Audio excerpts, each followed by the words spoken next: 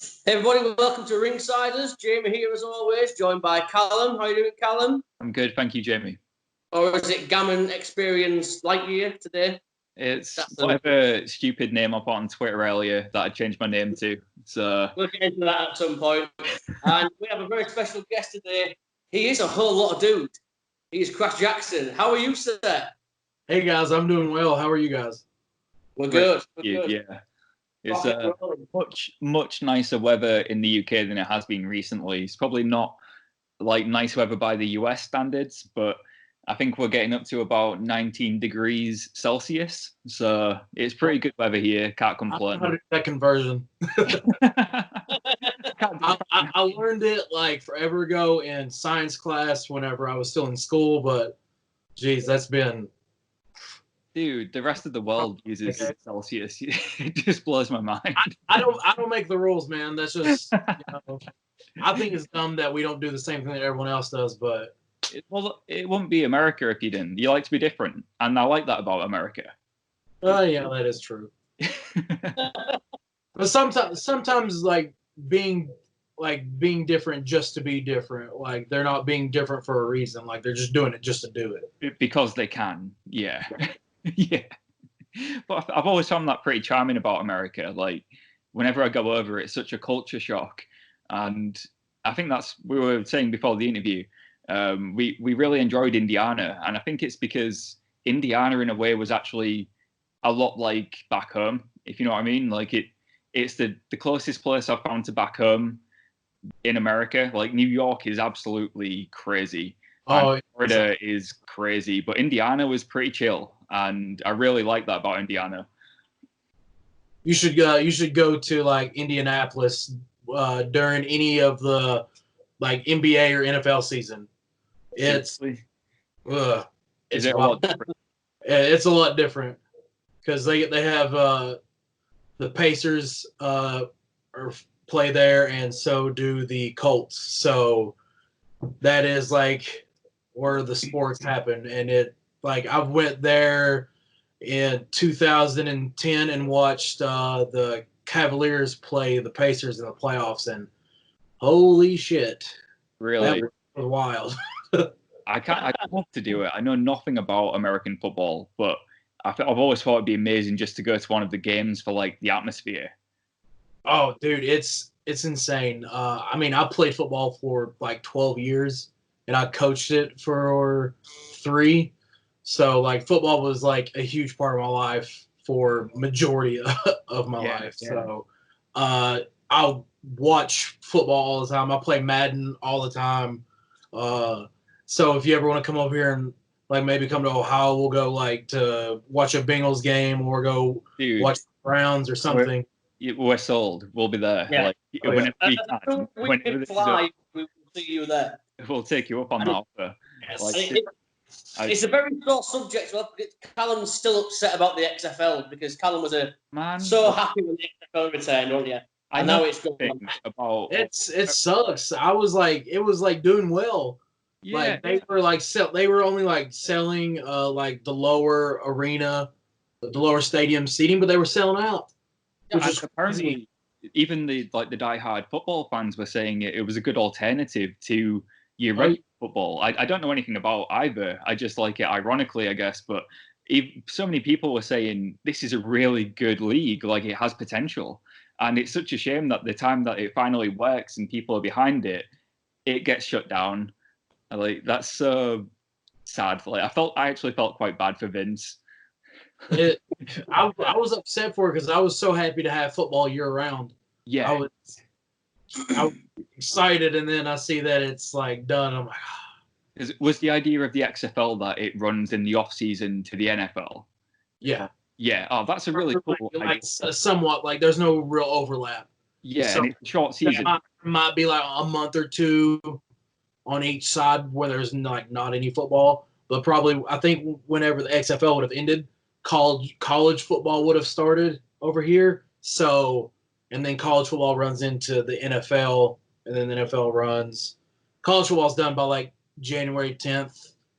It starts normally in like August, early September. Yeah. And college football will last until like January 10th. NFL usually starts around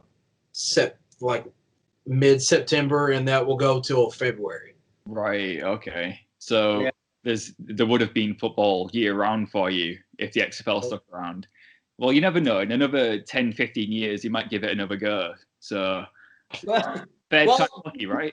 Vince is never going to die. So, I mean, it probably will give it another go. It seems like that because he's like 80 or something. He's getting up there. Yeah. He's about 75. He is about 75, I think. So he'll never die. Me and Callum said this. He'll be like left in the Futurama with the president, and he's got his head in that glass. Yeah. God damn it, pal. That's some hard shit. That's what's going to happen. He's never going to die. But I feel your pain as well, though, because over here, I'm a big football fan, or soccer fan, as you call it. And we run August to May, then we have like 3.5 months with nothing. But obviously, with the pandemic at the minute, the seasons had to be abandoned for the time being. So I'm about 3 months without any football over here. So it's a horrible thing. It really is. Not football. Well, all of it caused college basketball. Like we were like in the beginning of March Madness. That got shut down. Like that's the craziest time of the year for basketball. And then the NBA was. There was like 3 months left of the season. Yeah. It's like the finals are usually like in June. So it would be like we'd be in the middle, like we'd be like near the end of the playoffs right now if it wouldn't have like closed down. Yeah, we would be here football with the soccer. We'd be around playoff time now ourselves. Yeah, it would also, Jimmy, I've said to you a few times, I'm a huge ice hockey fan. I watch a lot of NHL. And it would also be the playoffs around now as well, which is pretty gutting. And like it's every sport's been affected by it. And I don't think there's any which have been able to continue at the moment. So but saying that, one of the sports that has continued is wrestling. Yeah. That's the crazy thing about it, right? Like everything wrestling carries on. Yeah, it's crazy because like wrestling doesn't have an off season. Yeah. It's like literally there's no off season, at least for like the TV guys. Yeah. And what have you been doing in like the last couple of weeks then? How have you been adjusting to not wrestling? Like I'm guessing you have a fairly busy schedule anyway. What's it like having this downtime? I've been working out more and playing more video games. And my sleep schedule is so jacked up. Like my regular job that I have to have because wrestling doesn't completely pay the bills yet. It just opened back up on the 1st, but I was in Florida visiting family whenever that happened. So I came back on Monday and I went back to work on Tuesday, and that was rough because I slept like an hour before I had to go to work because it's a supplement store. So like I go in at like 7:30 and we open at 8. And after that plane ride and then like not sleeping. Oh, that's brutal. All night. And then I'm there, which luckily it's like a local supplement store. So it's not like a big chain like a GNC or something like that. Mm-hmm. So my hours I only work like 4.5, 5 hours whenever I do work. Yeah. So it's better than like working like an 8 or 10 hour shift. So in that case, I would have been like a zombie, just like. There's nothing worse than getting off a plane and going straight to work. It was rough. So you've been doing a lot of working out at the moment, playing video games and stuff. Are you getting ready now for the return of wrestling? Do you know when you might be able to do anything yet, or is it still a bit up in the air? It's still a little up in the air. Like some like companies, like independent companies over here are trying to like they're aiming for like the middle of June. But I'm not sure. I mean, I haven't reached out to anyone about trying to get any bookings yet or anything like that. No one's contacted me. So I think everyone's like kind of like waiting and seeing how stuff goes, because they don't want to like sign a bunch of talent for a show and then end up having to cancel it and maybe like potentially buy flights for people or whatever. Easy to. Some guys like talent wise, like some guys like require deposits before like they'll whatever. So I guess like a lot of these promoters are just kind of like sitting and waiting it out and seeing like what's going to happen whenever it gets closer to time to being able to do stuff. Speaking of bookings and stuff, I was saying this to a couple of people I've spoken to recently. I always mark out a bit when I speak to someone who's wrestled for IWA Mid-South. I've wrestled for them. Man, that's what I mean. Like, it's weird for me as a fan because when I first got into indies, I was about 15. I'm 31 now, so I followed indies for usually American indies for about 16 years. And one of the first ones I watched was IWA Mid-South, along with Chikara. And I loved what they were doing in IWA. Like, it was Marek Brave and stuff like that. They were coming through, and it was just such a cool environment. Like, it was almost like a little promotion that nobody really knew about in my friend group. And I used to get the DVDs and stuff, watch it all online.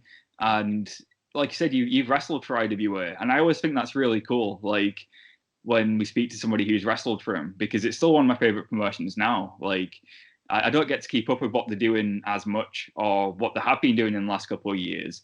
But what was your experience like wrestling for IWA? It wasn't anything that I had experienced before. Right. Like, okay. The vibe of the locker room, like just like the feel of the show. Because the first time I went there, I hadn't came across like that kind of like it's more adult oriented. Yeah. So like you can just kind of say, you don't have to like filter yourself.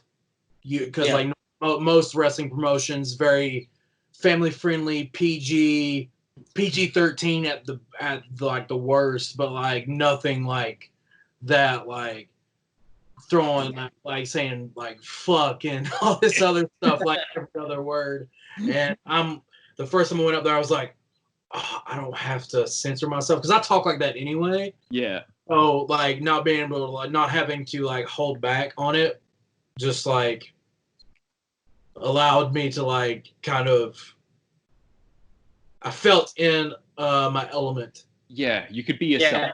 Yeah. I didn't have to like pull back a little bit. I could just let it go, as Elsa says. So, what was your first match in IWA? Can you remember? I wrestled in a triple threat match against Dale Patricks and Jossie, who is a trainee of Marek Brave and Seth Rollins. Yeah. From the Black and Brave Academy out in Iowa. It's a hell of a training school, right? Oh, yeah. There's another guy. He was a roommate here, Steve Manders. He played football at Iowa, and he also got trained by Marek and Seth at the Black and Brave Academy, and that's where I first met him. Right. Was IWA, and then lo and behold, like a year later, me and him were like roommates, which since he's moved back to Iowa or whatever, but like he lived here where I'm at for like 6-7 months or so. So just like getting to meet like a lot of cool people, just going to IWA, meeting people that I never would have got to meet if I wouldn't have like went there, which is awesome. Yeah, I met the name Steve Manders because we interviewed Zicky Dice. Zicky Dice. Yeah, we interviewed him about a month ago, and he actually mentioned Steve Manders as well. When he said, I knew the name rung a bell to me. I was like, yes, he mentioned it. But yeah, Zicky Dice, another Black and Brave graduate. We had a bit of controversy when we spoke to Christian Cabane. Christian was saying he called out Zicky Dice over his taste in pudding. Zicky's a huge fan of rice pudding, and Christian was saying rice pudding is shit.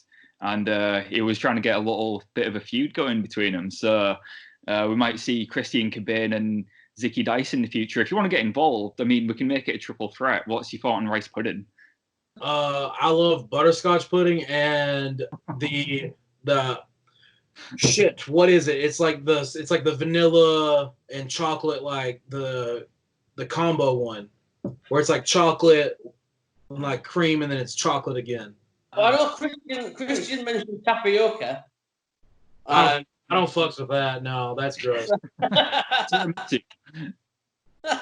So basically, we're going to arrange a triple threat match with you guys. It's going to be a pudding on a pole match. We've got to make this happen. Down for it. I'm down for it. We'll do it. We'll tag all the promoters. Someone's going to book it somewhere, right? Someone will book it.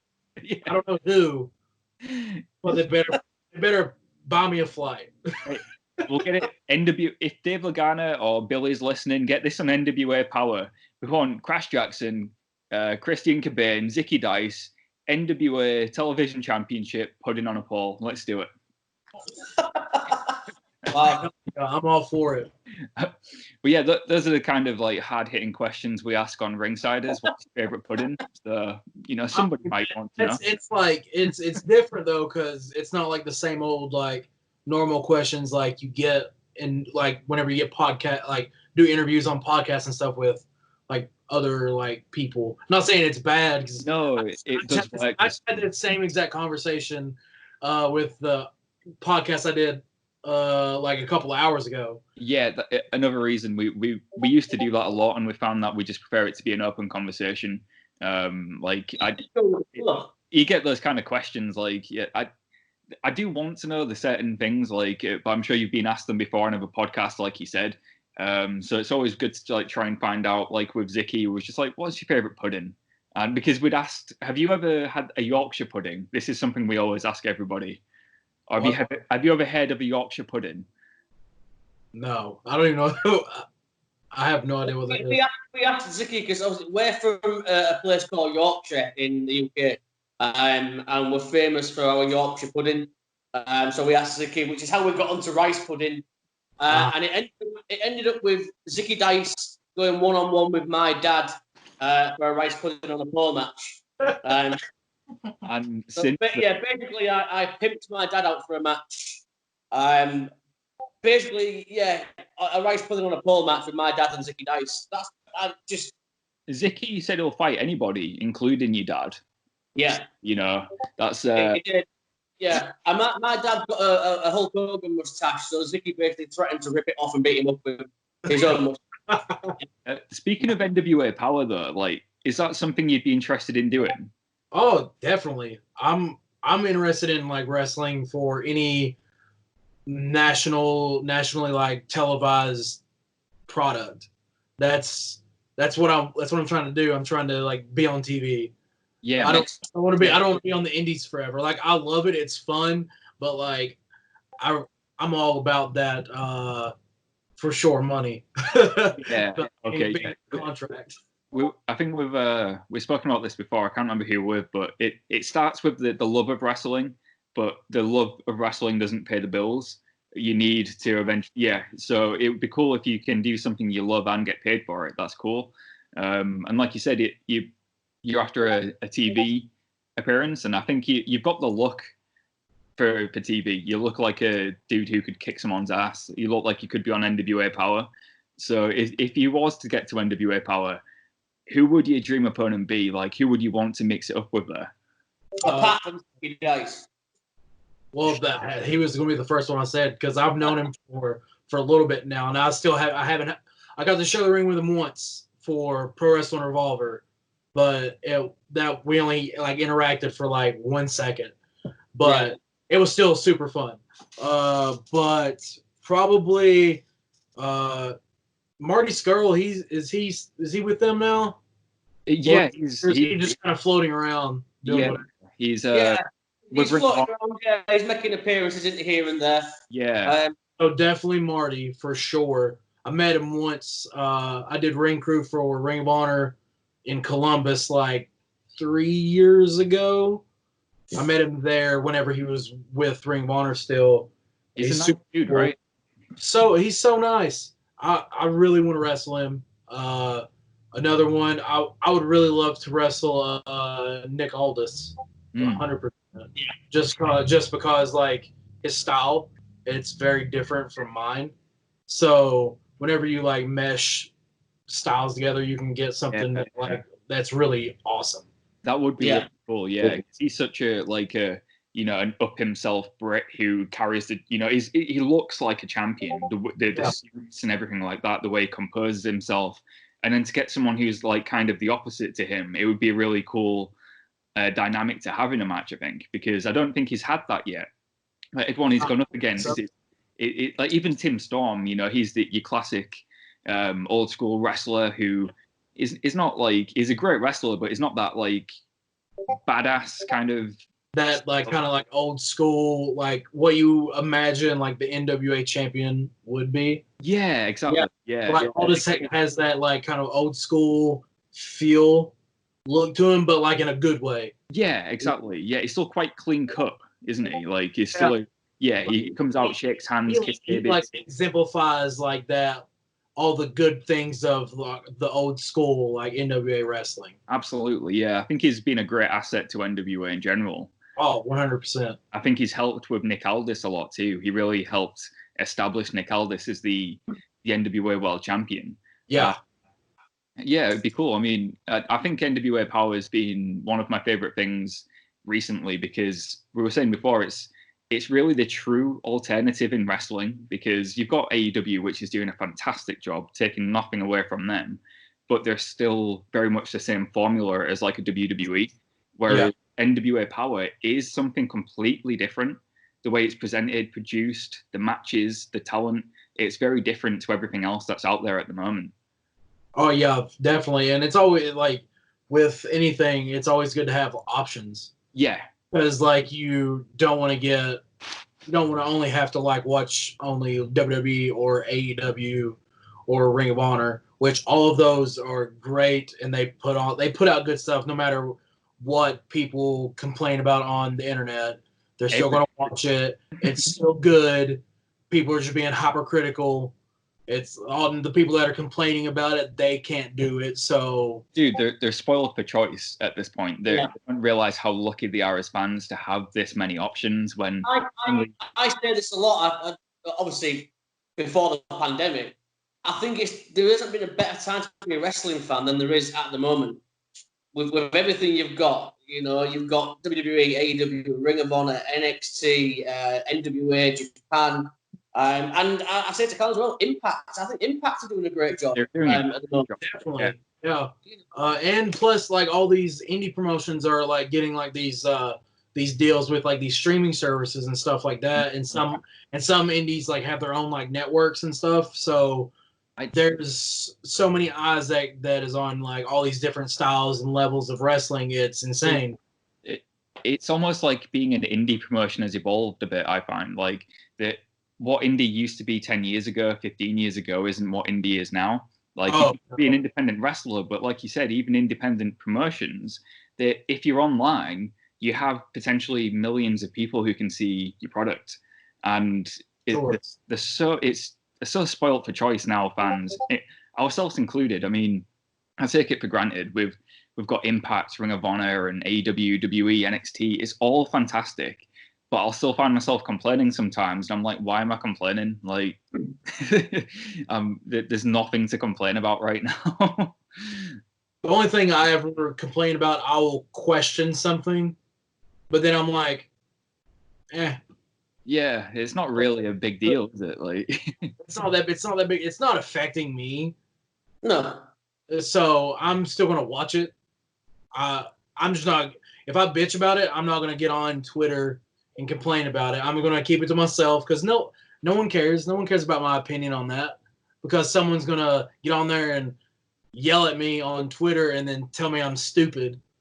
My opinion is different than theirs. That does happen a lot on Twitter. That's how the internet works. Exactly, yeah. They're like, I respect your opinion, but it's wrong and I hate you. Yeah. Respect your opinion. You have every right to say it, but you're wrong. You're an idiot, and you're blocked. Yes, exactly. Cool. Right. Leave any of the rumors and stuff to us. That's what we do, and we get some abuse that way sometimes just by tweeting our opinion. That's social media for you nowadays, though. And it's like Crash said. I don't care. I let it go over my head. I love wrestling, and I'm going to watch wrestling regardless of what anybody says or thinks. And you know what? I might think something. I might watch Raw and think, you know what? That segment sucked. But that's just my opinion. I'm going to watch it next week still. I love wrestling. I hate these people who say, "Oh, Raw was bad this week. I'm never watching again." And it's like, all right, see you next week. Like you're not going to stop watching. Why would you? Why? You love wrestling. Like even if they don't tune in live, they probably still have a Hulu account and they'll watch the shortened version of it. Or they'll watch the YouTube highlights or something. Or they're still going to watch it. It's they follow it on Snapchat. Like anything. You can't get away from it, so you might as well just sit down, shut up, and watch it. Exactly. Like we were saying the other day.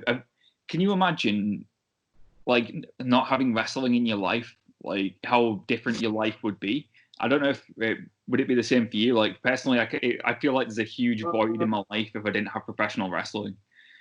I would probably still be trying to play football. Yeah. In some shape or form, or maybe I would have like tried harder into powerlifting a little bit. So I've constantly I come from a family of athletes. I've been in sports, and wrestling, I would have found something else that I would have been like, I really like this. I'm diving in. So it's just, wrestling was the first love. When did you first get into it? I was probably, I was born in 92, probably like 97 when I was about 5. Me and my dad used to watch it all the time during the Attitude Era. But like we didn't only watch WWE, we watched WCW too. And it wasn't just us, like our whole family. Every time there was a pay-per-view, we'd go to my aunt's house because she had the pay-per-view, like DirecTV. Yeah. So order it there. There'd be 30 of us in the living room just hanging out watching.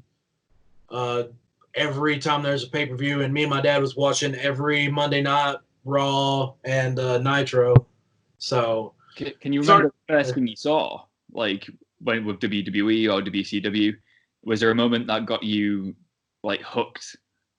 Stone Cold Steve Austin, stunning Vince McMahon. I don't remember exactly which one it was, but I remember him stunning him one of the many times that he did. Yeah, and it's like he just did that to his boss. He's my hero. Shouldn't he get fired? I'm like 5 thinking this, but I'm like, he's not supposed to do that to the guy that gives him money. You're thinking about the repercussions of like beating up your own boss at 5 years old. I'm thinking about like what would happen if I tried to stun my dad. Like he would kick my ass. Did you find out? Take me to my room. Like I would think like Stone Cold would stun him and then, oh, you're fired later. So, but it never happened. I'm like, this is awesome. Wrestling, you can get away with so much. And through the years we've watched wrestling, you can get away with a lot. Yeah, I mean, The Undertaker killed AJ Styles at WrestleMania, and Undertaker's murdered so many people. so many people. Yeah, we were saying this the other day, weren't we? Taker's killed so many people. Triple H made love to a mannequin. Yep, and he married a conscious woman. So much to get away with. Really is. Birth to a hand. Like nothing is off limits. That's just normal in wrestling. And that's why wrestling is so good, because like it's like such a vast like universe, and like each company or federation, whatever you want to call them, they all have their own little universe. What's possible and what's not possible, and that's what's awesome. It's like a multiverse of like comic books have multiverses. Yeah, wrestling's the same way, and it's so dope that like what's possible at this place, no, that ain't happening over there. But what's happening over here may happen over there, but it's a little different. And that's what I love about wrestling, because it's something for everybody. I've never heard it come like that before. That's a really cool way. Yeah. I've never had. Yeah, I like that. That's really cool. And I am curious, just what you're saying about stunning your dad. Did you ever stun your dad? Just out of curiosity. Yeah, I did, for sure. I mean, it wasn't a good one because he was like way bigger than me. Yeah. Did he not sell the gut kick? You know, when you kick him in the gut first? Hell no, I had to like go like kind of like RKO style before it was like RKO. I had to like try to sneak out of nowhere and hit it, and he would just catch me. Nope, and then he would powerbomb me on the couch. Yeah. Hey, I'm 36 years old, and I still try and tombstone my dad or F5 him, and I can't. It gets me every single time. But I still love trying. You've got to try. I don't know if Callum's ever done anything to his dad, but I just had to know. Any of my friends or family that know anything about wrestling, if I see the head open, I go for a stunner on everyone. I don't care who it is. You'll take the opportunity. I have nephews. My oldest nephew, he's 11. If the neck's open, he's getting it. It's kind of like you're teaching them to. It's like a self-defense thing, you know. Don't keep your neck open, or you get a stunner. Yeah, for sure. Life advice. Hey, stay on guard always. Fantastic. I love it. You're my hero now. I love it. That should be the first thing they teach at wrestling school, really. Like how to avoid getting a stunner. Out of nowhere. Yeah, and maybe you can do a guest seminar at the Black and Brave or something, or the Performance Center.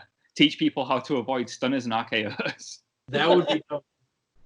Just shrink your neck and they have nothing to grab. So, Otis would be fine because you can't grab Otis. He's got a huge head anyway. Yeah, you're not grabbing that head. Like even if it's like traps weren't so big, like you're not gonna be able to fully get like all the way around. That would be an amazing feud. Orton versus Otis. And Otis just can't get the RKO on Otis because he can't grab his neck. Going for it, and it's like. Then he has to go to the punt kick, and he kicks him in the head. But it doesn't work because his head's so big. Yeah, this is a perfect feud. We're booking right now, you know. Obviously, Vince McMahon is watching somewhere, and if you are, you're welcome for the greatest feud ever come up with. Yeah, Vince listens to this podcast, just so you know, Crash. We're not bullshitting you. He's our #1 subscriber. We did check our analytics once, and it said we had 4 listeners from Connecticut, and we was like, that's got to be the McMahons, right? Has to be. Because there's no one else that lives in Connecticut but the McMahons. It's the McMahons, right? And I think it was Stamford as well, wasn't it? It was. It was Connecticut as well. So I was like, oh, Callum, we're gonna get a cease and desist that way or something. Well, it's like there's like a couple of states like over here that like no one lives in. The McMahons only live in Connecticut. No one lives in the Dakotas or Wyoming. That's it then. That's confirmed it. We're the McMahon's favourite podcast. It's confirmed. And no one better get on here and tell me any different. Speaking of like where you've come from and where you are currently, we've mentioned you want to go to NWA Powerrr. That would be an option. You want to do anything on TV. What is your long-term goal ultimately? Is there a company you want to go to definitely? Do you want to do Japan? Or is it just like you want to do everything in wrestling? I want to do everything. I know that's like that's like difficult because not that many people has done all of them. Yeah. There's very few, but like I have like I feel like I have some connections. One of I got retrained whenever I moved up here to Dayton because like my initial training was not very good, and I got retrained by Dave Crist and Sami Callihan. Nice. And so both of them have done pretty much everything except AEW, but that's a new thing. So, and NWA Powerrr, that's also new. But, you know, dude, you'd fit right in with OBE. I feel like I have that tutelage under them that could like help me do the things that they did. Yeah. What was that like with them? Because we spoke to Christian Cabane, who we are very good friends with the other day. And Christian said he owes his career to Dave Crist. What was it like? What was it like with you getting to train with those guys? Like, it's insane because I was watching them on the indies and stuff before. Like, I like met them and like I had no idea like Sammy had moved from Florida up here whenever I first moved. And so whenever I came up here and I went to like my first day of training, I saw him there and I was like, the fuck? I didn't know he was gonna be here. So it was like super cool, like getting to like learn under Dave and Sammy because like they're both just like a well of knowledge. It's like an ocean full of knowledge. Like it's almost like it's never ending. Yeah. What blew my mind about the Crist brothers was I used to watch Irish Airborne in Ring of Honor, and only recently, I mean, like in the last year, I found out that's actually the Crist brothers. I mean, if you look at it, like whenever they were first, like the Irish Airborne, like they look different. I just Googled one day. I was like, I wonder what happened to Irish Airborne. They were fucking awesome, and it was like it came up with the Crist brothers, and I was like, get the fuck out! What?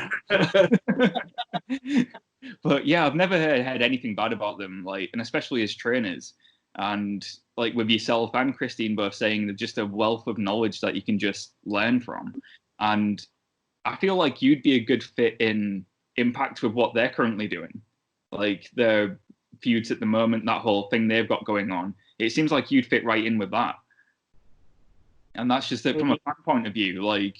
Maybe, hopefully, Scott will get on here and watch this potentially. Scott knows me. I did a spot for Impact twice, so hopefully that I get more of those. And I was an honorary member of OVE once. It was for an indie show in Tennessee. I tagged with Madman Fulton. It was awesome. It was so cool getting to do the thumbs up, thumbs down. Yeah. Coming out to the OVE music, it was tight. Yeah, I bet. Awesome. They are my favourite part of Impact. I think they're fantastic. And I'm sure me and Callum can put a tweet out to Scott and maybe go out, you know. I think it would work. I think you've got the look and the character of like someone who would fit right in with OVE. And especially with at the moment where it seems like Sami is leaving OVE, it seems like it's ready for someone else to come in and take that place. So I'm just saying, as a fan, but like, I feel like I'm like would be disqualified because I'm not originally from Ohio. Yeah, but kayfabe, you can do whatever you want. Yeah, I mean, I guess that's kind of true, but like, if anyone does any digging, they'll find out that I'm not. Yeah, like, and when I say any bit of digging, I mean like it's very, very on the surface. You don't have to dig very far. There it is. Yeah. It's not like when Kofi Kingston was apparently from Jamaica and he had the Jamaican accent, and then people were like, he's not really Jamaican. And then the next week, no one questioned until he dropped his accent. Yeah. Yeah. But I think as well, Cal, I think we'd be daft if we didn't mention your connection, your history with Christian. How far do you two go back? Obviously, we had him on the podcast the other week, and he was very, very complimentary towards you. Couldn't speak highly enough of you. How far back does that relationship go? I had known about him for probably like a year or so before I actually met him in person. And funny story. Okay, we were roommates. I moved into the house about 2 weeks before he did.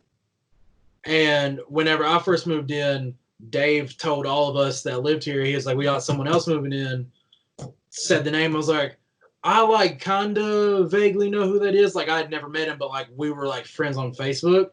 So I sent him a message and I was going to just like kind of like get that awkward, like, oh, hey, out of the way. So I hit him, I messaged him. I was like, hey man, are you moving to Dayton? And then he replied, yeah. And then that was it. He kayfabed me. he thought because like we hadn't met before, so he thought I was just some fan. That's great. So then whenever he moves in, I was like, dude, why don't you respond to my message? He was like, what? I was like, I sent you a message like a week ago asking if you were moving here.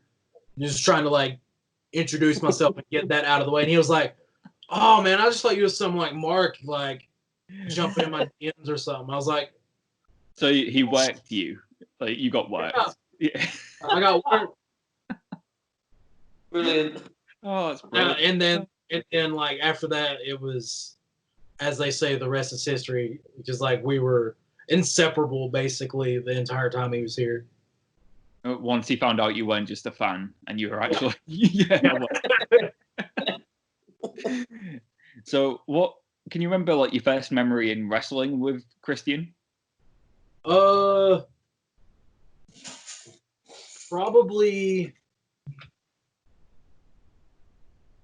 the first day of training that like we both were at, like that whenever his first training that he had after he moved in. Yeah.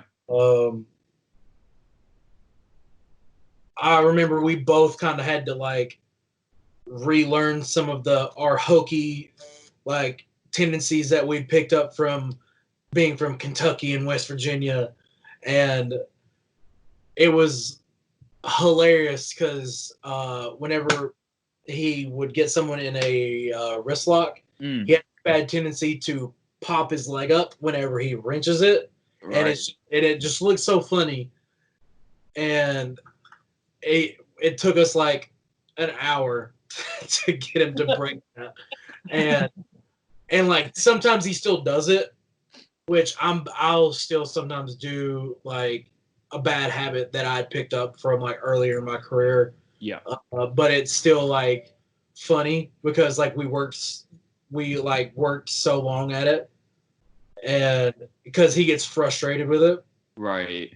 I know that I just thought of something hilarious. It's not like a first memory from whenever, but me, him, and Ace Austin were on a road trip to the Northeast. We were going to Rhode Island and New Jersey, and so we made a stop in Connecticut at a rest area, and we were getting gas and food, and I had a cooler that I had food prepped with me, and I needed more ice, and at that time I still kind of had a worse country twang than probably what I have now, and so whenever I went in there to buy said bag of ice, I didn't notice it whenever I first said it, and I asked the cashier, I was like, "Yo, may I get a bag of ice?" Or I said it like real weird, and she was like, "What?" I was like, "Can I get a bag of ice?" She was like, she was bumfuzzled. What are you asking for? And he goes, "He means ice." I was like, "That's what I said." I said, "That's not what you said."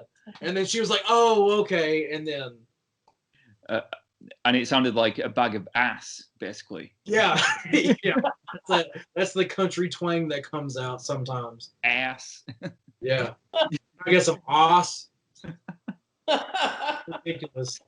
And it's so weird if I do go back, like I don't go back to Kentucky very often, but whenever I do and I hear people talk like that, I'm like, ugh. Yeah. Like that.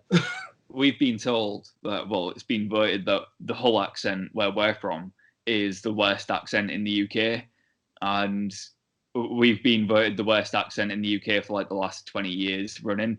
So you'll never find a worse English accent than what you're hearing right now. So it doesn't sound any different from other people that I know that are English. Yeah, there's a lot less accents in the UK than what we've got, believe me. Yeah, there is. I think it's a sham, basically. I don't think ours is that bad, but it's definitely not Queen's English. But it's not that bad. So yeah, I get what you mean with the accent thing. It does make me cringe when I hear someone from Hull who has a really deep accent, and you're like, oh God, is that what I sound like? I get so mad at myself if I hear myself and I accidentally say something and I know it sounded like super country. Yeah. Like no one can know that I used to talk like this. I have to try to hide it. But I know whenever I get excited and I start talking faster, or if I get mad and angry, and whenever I start talking like quicker or like not focusing on it, then it just comes out and it's awful. Yeah. It's so bad. I've gotten used to it now. I don't have to focus on like speaking like clearly as much because it's like second nature. But sometimes if I'm getting flustered, it gets worse. And I miss having Cobain around because every time I would say something funny, he would just say it in the proper way just to piss me off. But I had him do it to try to help me, like, kind of like coach me to like speak more clearly whenever I was around other people that didn't talk like that. We need to get you both on at some point. He was saying before that he'd want to do a follow-up podcast after we've spoken to you where we get both of you on as well. Hell yeah. Like, that would be awesome just to see this kind of interaction between the two. That would be great. I would love that. Yeah. We can just sit back, Callum, and just not let them away. Yeah, they can do it. Well, I mean, it would end up like we would probably get in an argument over something stupid, and then it would probably be me trying to prove that I was right about something, and then him getting annoyed and be like, "Whatever, Crash." And I would keep going on with it, and then he would be like, "Fine." And then I would still keep going on with it until I got him to agree with me or to like argue back. Kind of sounds like us, Jamie. Like... It does, yeah, it does. It was a very brotherly type thing. Like we were either like the best of friends or we hated each other's guts. No in between. In between. Yeah. Well, you're saying about the country twang and stuff like that. Do you find when you're doing promos, like does your twang come out then, or do you try and hide it a bit? Sometimes it does. It depends on like the tone and everything of the promo. I know back near the end of last year, I was in a very like kind of like blood feud with mine and Cobain's old partner, Ron Mathis. And it ended up like our blow off match was a Chillicothe death match. And Chillicothe's where he's from. Right. But it was a death match nonetheless. So like there was some barbed wire attacks and stuff like that.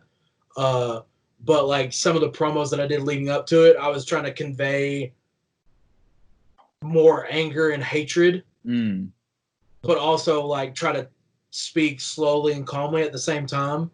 Kind of Jake the Snake-ish, because like the whole thing was like he took out Cobain, him and his new tag partner took our tag titles, and so like it was basically like I had nothing else to lose, so I'm like the man that's most dangerous is the man that has nothing to lose. So it kind of like went from like super pissed off, and then after I lost everything, it was like very calming in nature, but still trying to get over that anger and hatred at the same time. Like you said, there's no one better really with that style than Jake the Snake, who he never raised his voice. He said very little, but everything he said meant something. And is that the kind of guy you look towards when it comes to promos, who you take like the inspiration from, or are there other people that you look to for that inspiration with promos? He's definitely one of them when it comes to like promos. I really like Dave and Sammy. I love their promos. They're good. They're extremely good talkers. William Regal, great talker. Yeah. Who else? Stone Cold, The Rock. Those guys, they could talk very well, obviously. And it's like they all like have their different style of promo, and I feel like that would studying all those different styles of promo can make me a better person at doing promos and make me more well-rounded. So then I can do all these different levels and different styles of like cutting promos, whether like, oh, I need to be happy, but I need to be like whatever emotion attached to it, and I'll be able to do that because I've studied it and I've learned how to do it. Yeah, because not every promo is the same. You're not feeling the same in every promo. So, yeah, I get what you mean. There's always a different style you're needing, and it's good you've pointed that out because I've never really thought about it before. Like, you can't just go out there and do promo because you need to know what am I feeling right now, what message am I trying to get across and stuff like that. It's not as easy as some fans think. I think like I used to think a promo was you just go out there, you start talking. It's not that simple, really, is it? Like no, and it's like completely different because like especially if you get on a roll and then you're going, and then just out of nowhere you'll lose track of where you're going. You're like, oh fuck. How do you improvise with that? Like, what do you do if you can't think of what to do? Usually, what will happen, like a good trick is like you'll kind of like if you lose your train of thought, you'll kind of like do like a little dramatic pause or something. Look around, see. Like it kind of really depends on your character and like your gimmick, like what you would do in between, like in those situations and like those in betweens, like before, like you just said something and you made a point, and then you like how are you gonna fill that time in between before you go and say your next thing? Yeah. Or if you said something and then you forgot where you're going after that, what would your character do to not let the crowd know that you don't know what you're talking about now? Because you just went blank. Because it's very easy, I think, it's very easy for fans to pick up on these things. And the more natural you act, like they're not going to realize, only you know you've messed up your line. Yep. Only you know that you've forgotten a part of your promo. So the less attention you pay to it, they're not going to realize. And I always tell this story, which is, I guess, kind of embarrassing, but I used to train many, many, many years ago. And I only ever did one promo in one of my matches. And it was against a lad called Nathan Cruz, who's a very good British wrestler. And he wrote a promo for me. And I was so nervous to do it. I must have practiced it in the back about 100 times, going through every single line of this promo. And I was like, oh, I'm going to mess this up. Guess what? I did. I did mess it up. Well, it's because you had that mentality that you're going to mess it up. That's exactly. It was a self-fulfilling prophecy. I went out there and I only had like maybe 5 lines to say. And I think I butchered every single one. I still loved the promo. I thought it was amazing. Like I was in my head, I was like, I'm cutting a promo. This is amazing. I don't think anyone else thought that. I think everyone else realized I'd messed up. But it was at that point I realized, like, shit, this isn't easy. Like, nothing in wrestling is really easy. And one of the reasons I stopped training was because I was never going to get my head around that. I'm better as a fan. Like, I'm better in the seats watching the wrestling than doing it. And what do you feel like as a wrestler yourself? What's been the biggest challenge for you? Like, when you started your training, what's been the most eye-opening moment you've had where you've been like, this is completely different to what I thought it was going to be? Like the character work and promos. Yeah. Because like the athletics side of it was easy for me. I picked up on like the movements and like the running and jumping and like the moves and all that. I picked up on that like really easily. But it was like the psychological side of wrestling is what took me a little bit, because like I'm used to just playing sports. Like I got hyped up and then I went and played. Like I didn't have to think about, like I had to think, but like it was different because like I just had to think about like my whatever the play was or the strategy for that. But like you practice that, you can't really practice like like these little like psychological like nuances that your character would have. Sure. And you don't really know what your character is going to be like right off the bat. And like it's most people's gimmicks and characters are constantly changing. Mm-hmm. So it's all the time like an evolution with it. And I know my character's changed a lot just from like where I started to where I'm at now, and it's going to keep changing. And like I know that, and I'm okay with it because like I'm used to that now, and so it's not like it's not foreign to me anymore. So it's more just like muscle memory. Do you find that it's better to not plan so much with your character based on like you can't plan how a crowd's going to react to something? It's best to just go out there, try something. If it works, stick with it, and if it doesn't, just let it go, so to speak. So because I've always found like if I was to do it again, I'd be planning every part of it. But probably what's best to do is just try things on the fly and see what works, because you can never guarantee, like you said, you can't plan psychology, you can't rehearse psychology. Like what's the best way of doing it? Like how have you found the best way to evolve your character is? Sometimes you just have to like you said, just go out and like try stuff and see if it works, because some things you can't just practice because there's not a live crowd there all the time. Yeah. So like when you're at training, you could do something, it might be cool, crowd may not like it. You know? There for a little bit, about the middle of last year, I was like trying out a new finisher, and I tried it in front of like several different crowds in several different occasions, and it was a cool like finish, but like it wasn't getting the reaction I wanted. Right. So I was like, I'm not going to use that, because if my finisher's not getting a good reaction, then that doesn't need to be my finisher. Absolutely, yeah. Yeah. And I gave it I gave it 7. I used it for 7 matches at like different promotions, and there was different fans, and none of them reacted the way I thought they would. So I was like, I'll keep that in my back pocket. I could use that for something else. I could still use that, but not as a finish. Yeah. That's interesting. I've always wondered like what the process is of like trying out a new finisher and stuff. Like, do you just go out there and do it, or is it something you plan with promoters and stuff like that? But like you said, you just went out there. That's how it worked for me. Yeah. Right. Like currently, my finisher that I use is the last ride sit out powerbomb. Nice. I call it the Genki Dama. Right. Okay. If you're a Dragon Ball fan, you get it. I used to watch Dragon Ball a lot when I was younger.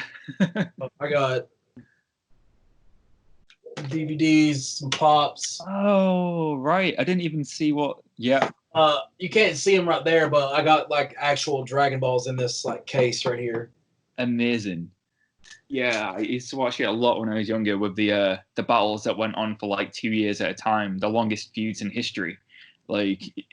We also got like people talk trash about that, but you also got to think like just like their time is different than our time. Like it runs differently, because in Dragon Ball, like or Dragon Ball Z, whenever it starts, it's like in like their years are called ages. It's like age 738 or something like that. It's not year 2020, so like their time is different than ours. See, I've just been schooled on Dragon Ball. There we go. And and it's like very modern, but it's also very old school. Like they still have farmers and stuff like that, but they also have super high tech like technology. Like they got flying cars, they can go outer space and all kinds of stuff. But like they still have people that farm and do all this other stuff that people would do here or there, like in the 1800s, you know. Mm-hmm. So it's like a weird blend of old and new and stuff like that. I have a feeling that Jamie is looking at this right now thinking, what's a Dragon Ball Z? Yeah. Basically, Callum had to explain to me what Pokemon was not that long ago. So, yeah, I'm lost. But, to be honest with you, the way Crash has just explained that, it actually sounds quite fun. I heard that in the podcast with Cobain.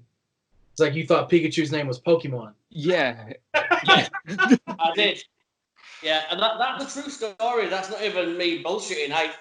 Callum had to explain to me. That's too you couldn't make that up. I said to him, Pokemon, and he went, oh, that little yellow thing. And I was like, no, it's Pikachu. And he went, I thought that was Pokemon. I was like, Pokemon is the thing. Pikachu is a Pokemon. Yeah. There's like several hundred of them now. Oh, no. There's like 150 now. Just give me. I'm okay with it. I love Pokemon. I love Pokemon. I love the second generation. I was fine up to say 250, 350, but I can't name any of the new ones. I'm all about the original 250. I am. Hey. No. Surprise guest. Hey, cameo. Let's do it. Oh, I was just seeing what you guys were doing. Doing my second podcast of the day. Oh. Hi, I'm Dave. Hey, Hi, Dave. Dave. I'm Jamie. I don't wrestle or anything. They know who you are. You look like a wrestler. No, they said I look like that Dave Crist guy. But He was that's not talking me. about Irish Airborne earlier. Oh, you were talking about Irish Airborne earlier? Yeah. I know those guys. To be fair, when you first came on, I actually thought it was Chris Hero. I'm here. Sorry, I dropped my phone. I actually thought it was Chris Hero at first. Well, he's from Dayton. Yeah, there we go. Yeah, it's just the side profile. I thought, is Chris Hero there? Yeah. Oh. This is why you don't plan interviews, because when stuff like this happens, it's great. Like, this is the best thing ever. This is the best thing ever. I just like listening to him talk about not having a clue what Dragon Ball Z is. Yeah, perfect timing. We have another sighting. Did you just crash? Oh, wait. Intended. We have a Smack Night Did you sighting. just crash his interview? Well, no, I didn't crash. right. I Like, didn't- is there anyone else who wants to join in? Like, Hi guys. anyone else? Where's the dogs? I'm surprised they haven't came running in here. I feel like I should go and get my cat. Go get the cat. Go on. The dogs smell pancakes. They're not coming in here. Thank you guys for letting me crash. I didn't know you guys were doing it on Skype or whatever. Anytime, man. No worries, man. I just wanted to listen. Anytime. Hi, Dave.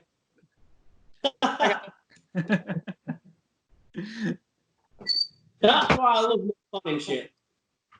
That's why it's one of the many good things about the Wrestle House. It's random as shit.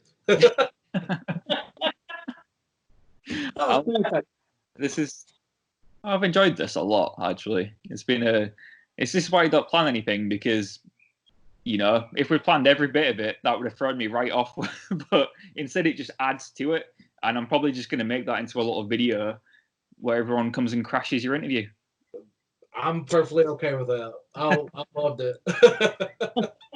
But before we start wrapping things up, Crash, I just want to know, like, we mentioned coming on with Christian in the future. I think that would be fantastic to get you both on.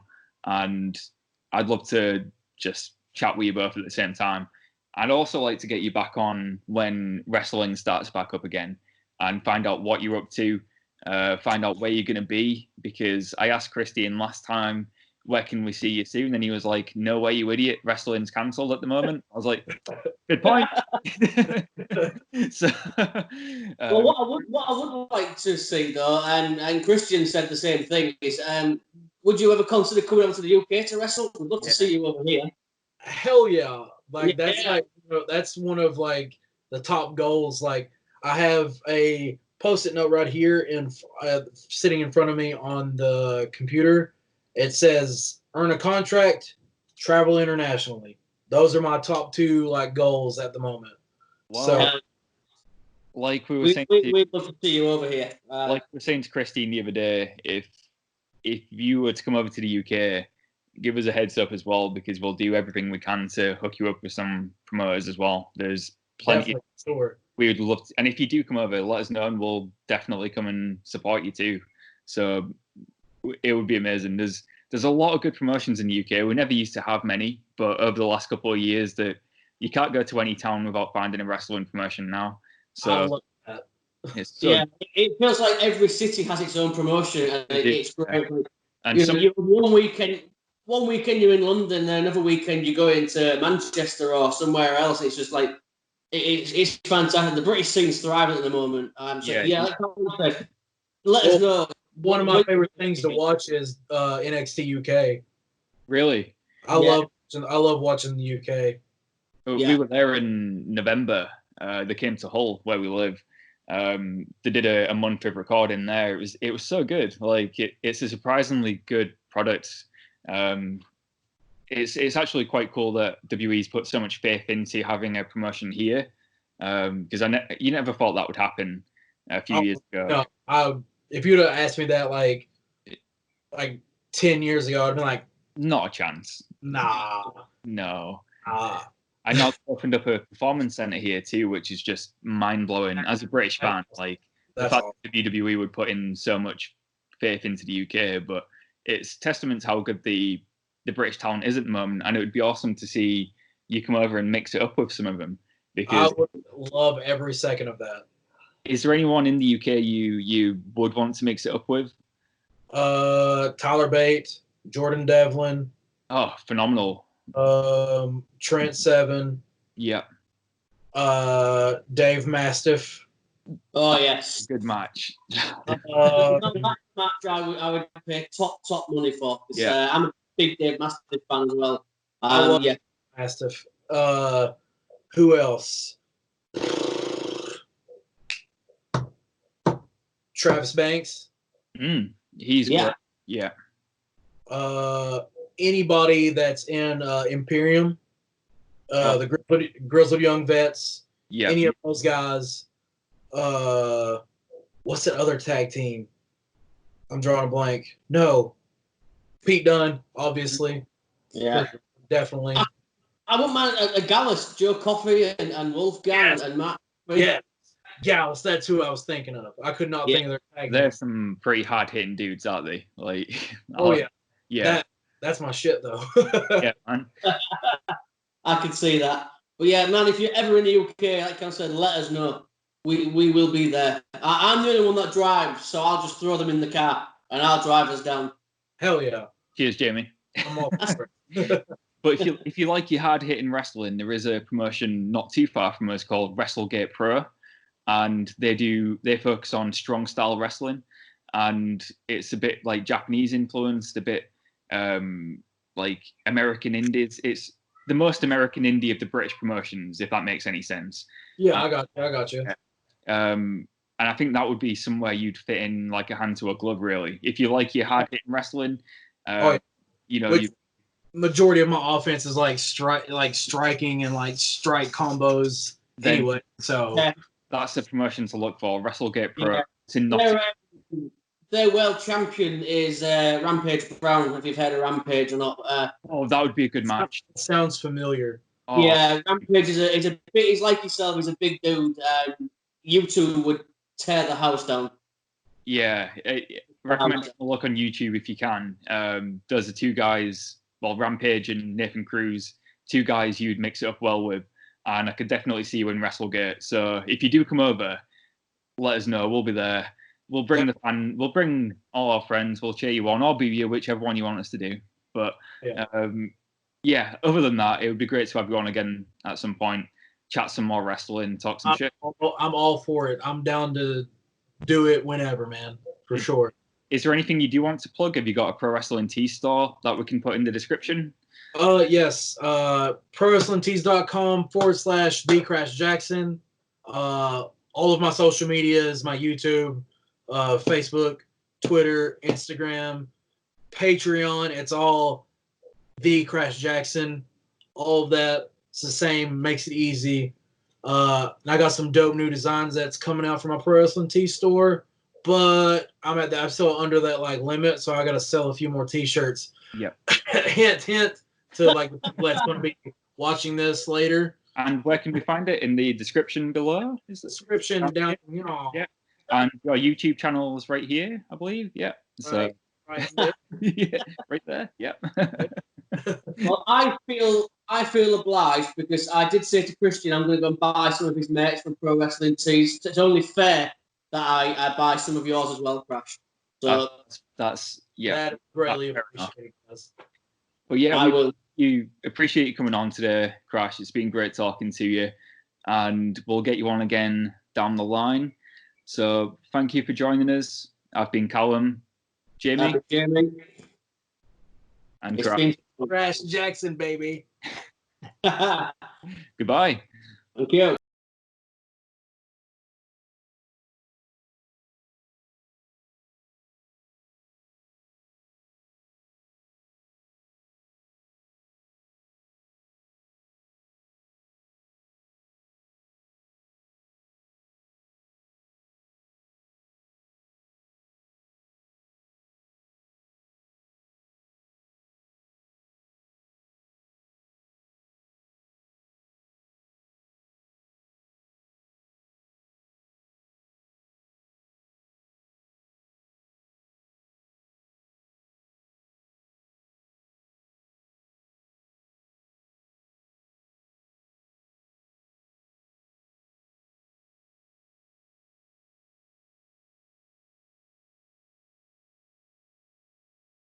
Bye.